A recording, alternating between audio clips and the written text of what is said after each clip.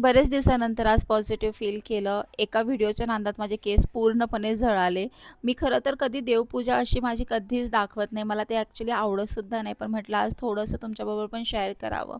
कारण की बरंच असतात ना गोष्टी, डोक्यामध्ये बऱ्याच गोष्टी चालू असतात. पण काहीतरी पॉझिटिव्ह वाइब हवी असेल तर आपल्याला नामस्मरण हेच एक पर्याय आहे. तर मी नामस्मरणाचा प्रयत्न करते आहे, कॉन्सन्ट्रेट करते आहे. बऱ्याच लोकांना हे घरही आवडत नाही, तर घरामध्ये निगेटिव्ह वाइब फील होतात. पण आता विचार करते की जर आपण असं कापूर धूप असं केलं तर कदाचित ज्या नेगेटिव्ह गोष्टी तुम्हाला व्हिडिओमध्ये दिसतात त्या इवन दो मलासुद्धा फील होतात. पण प्रत्येक वेळा आपण घर सोडून नाही हे करू शकत. तर त्यामुळंच हे सगळं प्रयत्न आहे. थोडंसं पॉझिटिव्ह फील करते आहे मी. देवीला प्रसाद केला, खिरीचा प्रसाद देवीला खूप आवडतो. बाकी मी जास्त काही पूजाबद्दल नाही सांगणार. कारण मला वाटतं की काही गोष्टी सिक्रेट असलेल्याच बरं आहे. पण तुम्हाला अंदाज आलाच असेल. छानपैकी हिरवी साडी नेसली. खूप खूप खूप पॉझिटिव्ह फील करत होते मी. मला माहिती आहे हे घर ॲस्थेटिक नाही आहे. मला माहिती आहे की तुम्हालाही वाटतं की मी हे घर सोडावं. पण खरं सांगू का, हे घर रिडेव्हलपमेंटमध्ये जाणार आहे. अगदी 2 ते 3 महिन्यामध्ये मला हे घर असंही सोडावंच लागणार आहे. तर मला वाटते की ₹50,000 डिपॉझिट आत्ता देण्यापेक्षा थोडंसं ॲडजस्ट करूया. जेवढे दिवस जमते तेवढ्या दिवस. आणि मला माहीत आहे की तुम्हीसुद्धा मला सपोर्ट करतायत आणि तुम्ही समजूनसुद्धा घ्या. देवीचा ताट असा इथे छान केला. पुरणपोळीचा बेत करायचा होता, पण खूप लेट झालं होता. त्यानंतर एक शूट होता माझा. त्या शूटच्या नादामध्ये मी लिटरली माझे केस जाळून घेतले. कारण की ना त्यांचं हेच होतं. त्यांची कन्सेप्टच अशी होती की पहिला केस जाळायचे आहेत. तर जाळायचे इन द सेन्स की त्यातनं धूर आला पाहिजे. तर धूर कसा आणला मी? पहिला माझे केस ओले केले. हे अगारोचंच आहे. अगारोचं माझ्याकडं हेअर स्ट्रेटनर वगैरे असं मिक्सवालं आहे 4 in 1. पण मग नंतर मी माझंवालं वापरलं. त्यानंतर मी काय केलं, असं जळताना दाखवलं आणि त्यानंतर मेक मी बोल्डचं फ्रीज फ्री ब्रश आहे, त्याचा व्हिडिओ करायचा होता. तर हे असे काहीतरी माझे केस झाले. ॲक्च्युली ते केस जळाले नाही आहे, त्यातनं आपण धूर काढला आहे. ठीक आहे. मग आता झोपायच्या आधी पटकन असा मास्क लावून घेतला. तुम्ही पाहू शकताय माझ्या स्किनवरती ना पहिला खूप जास्त पिंपल्स वगैरे असायचे. तर आता थोडंसं लक्ष देते आहे मी स्किन केअरकडं. तर माझे पिंपल्स वगैरे खरंच गायब झालेत. एखाद वगैरे येतात स्ट्रेसमुळे, कारण की हार्मोनल इम्बॅलन्स माझं खूपच भयानक लेवलला होतं. तर ते होतंच आणि स्ट्रेस ऑफकोर्स असणार आहे. कारण तुम्हाला रुटीनसुद्धा तुम्हाला माहीत आहे माझं खूप मिसमॅच असं रुटीन आहे. कारण की मध्ये सचिन पण येतो दुपारी वगैरे घरी जेवायला आणि कधी टिफिन द्यावं लागतं. कधी वैशूचं तर तुम्हाला माहीत आहे की जवळपास 2 टिफिन तिचे आहेत.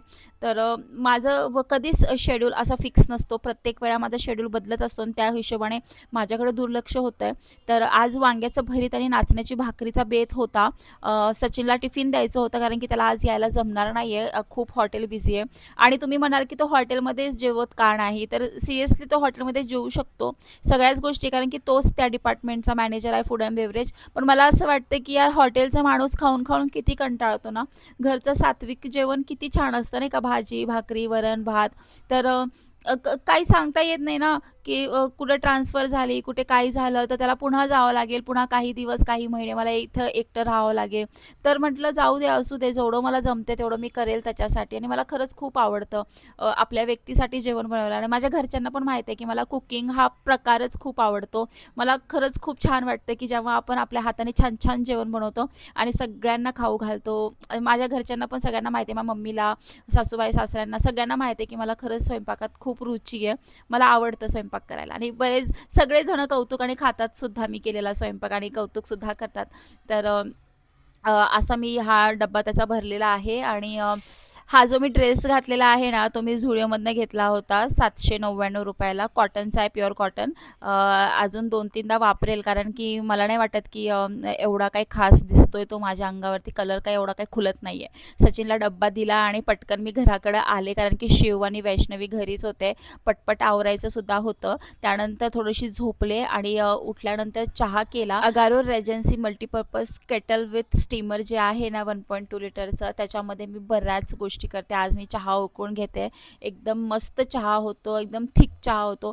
याच्यात वैष्णवी तर बरेच प्रयोग करते. ती कधी मॅगी कर, कधी काय कर. तुम्हाला डिस्क्रिप्शनमध्ये ना ह्याची लिंक मिळून जाईल. खरंच तुम्ही घ्या, रिजनेबल प्राईस रेंजमध्ये ॲमेझॉनवरती अवेलेबल आहे. क्लिनिंग करणंसुद्धा खूपच इझी आहे.